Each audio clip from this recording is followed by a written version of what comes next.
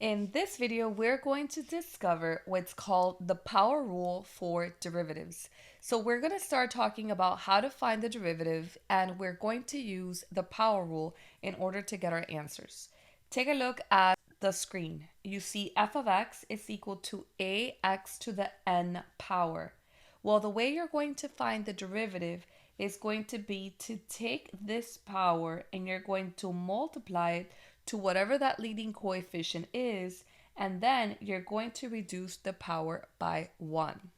Now, before we get started on some examples, I do want to explain to you that there were different mathematicians working in the development of calculus at about the same time around the 17th century, and because of that, we have different notation. Notation is how we write things.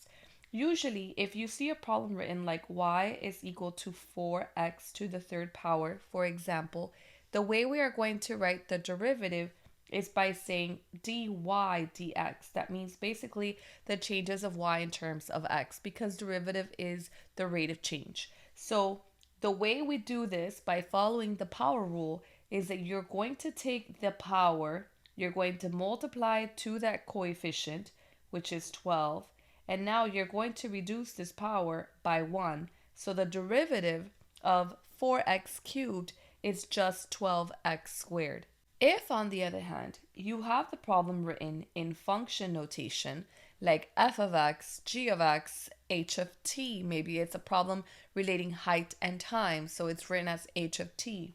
The way that you're going to write the derivative is basically by just doing f prime of x. So let's say that f of x is equal to 5x to the fourth power.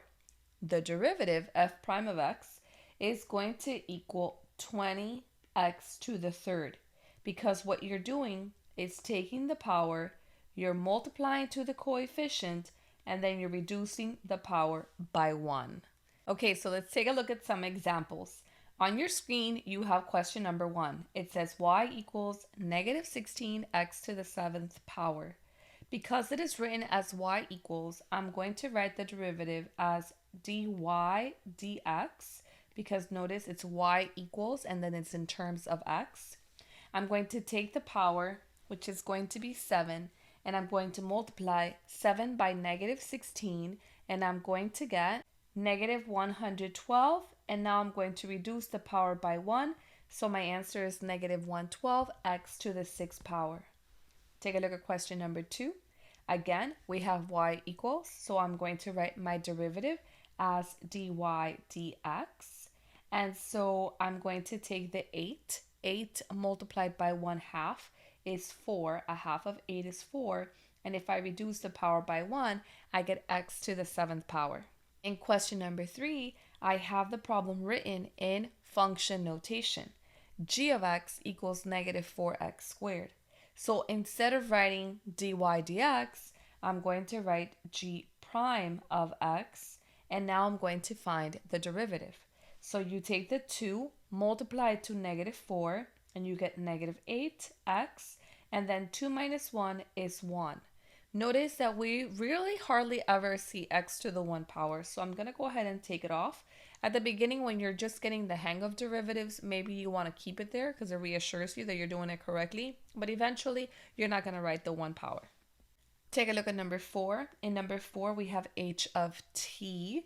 This is the first time that we see a problem that doesn't have an x in it, and that is perfectly okay. So because it's h of t in function notation, my derivative is going to be h prime of t, and I still take the 3, multiply it to the 15, so we get 45t, and then reduce the power by 1, so my answer is 45t squared. Okay, so let's go ahead and take a look now at these examples. We have y equals 5 times x. In this particular case, if I want to find the derivative, I'm going to write dy dx is equal to, and then according to the power rule, I need to take the power and multiply to the leading coefficient. Notice that all I have right now is an x. Well, we know that if there is an x, the power for the x is 1. So that means take the 1, multiply it to the 5, and then reduce the 1 by 1. So I end up with x to the 0 power. Now, something that you have to keep in mind, that you have to remember, is that any number to the 0 power is equal to 1. So x to the 0 power is 1. So that basically means that my answer is equal to 5 times 1. So the answer is just 5. The derivative of 5x is just 5. Eventually, you're going to realize that when you get linear terms such as these, where you have y equals 4x, the derivative is 4. Y equals negative 10x, the derivative is negative 10. Y equals 25x, the derivative is just 25. So we're going to continue doing the other two examples just so that you kind of see why that is the case.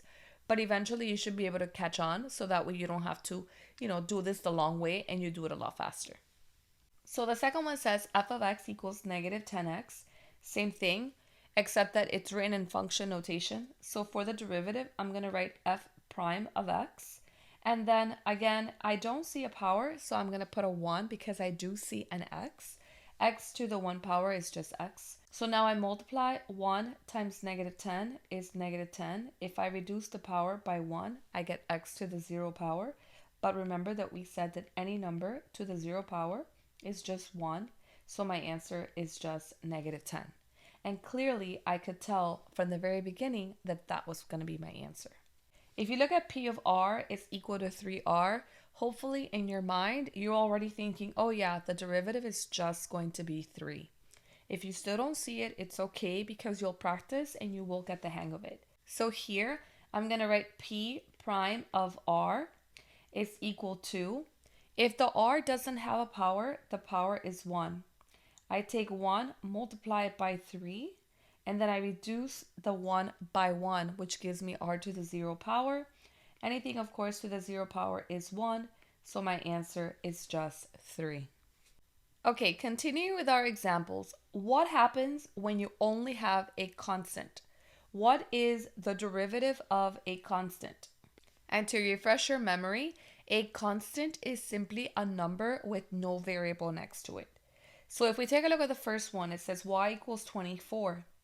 Right now, I don't see a variable next to the 24 at all, so it is a constant, okay? If I wanted to, I can go ahead and add an x, but if I add an x, what would be the power to that x so that I don't change the amount? Well, the power is going to be x to the 0 power. Again, like I told you before, anything to the 0 power is just 1. So I can attach x to the 0 power to the 24 because it's basically the same thing as saying 24 times 1, which is 24, which is exactly what I started with. But right now what we're trying to do is figure out what would be the derivative of a constant. So according to the power rule, I'm going to take my exponent, my power, I'm going to multiply it to that leading coefficient. So dy dx is going to equal 0 because 0 times 24 is 0. And then I reduce the power by 1. So I get x to the negative 1 because 0 minus 1 is negative 1. But 0 times any number is going to be just equal to 0. Okay? So notice that the derivative of a constant is simply equal to 0. Same thing happens when I go to the middle. Y equals 7/12. Y equals 7/12. It doesn't have a variable next to it. If I had to add a variable, I would add x to the 0. But then the derivative is just going to give me 0. So the derivative for any constant is just equal to 0. So the derivative of -8 is just 0. All right, so are you ready to practice putting all of this together? Let's go ahead and take a look at these 3 examples. We are going to use the power rule to find the derivative of this entire equation. So the first one says y equals 3x to the 5th power minus 4x cubed plus 7x minus 3. In order for you to find the derivative, you have to take the derivative of each part separately.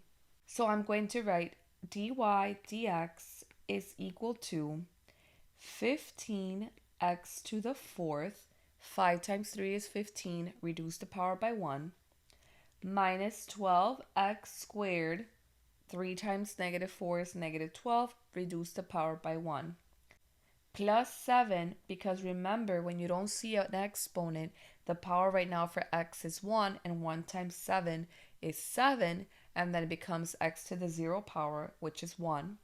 And then the derivative of a constant is just 0, so that is my answer. Let's go ahead and try part 2 together, and then I'm going to want you to do number 3 by yourself.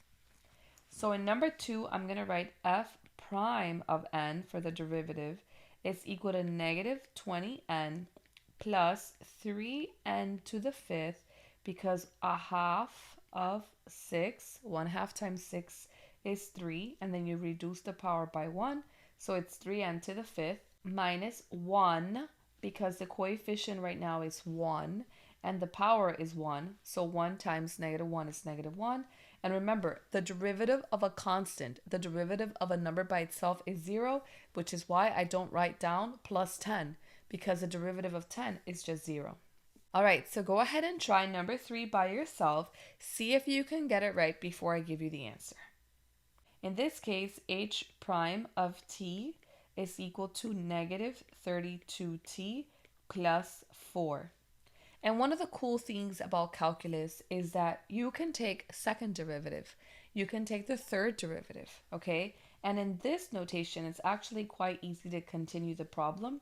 If I were to take this second derivative, I'm just taking the derivative of the derivative. So here my answer is just negative 32. And then realize that eventually, if I just keep taking the derivatives, my answer is going to eventually just become 0.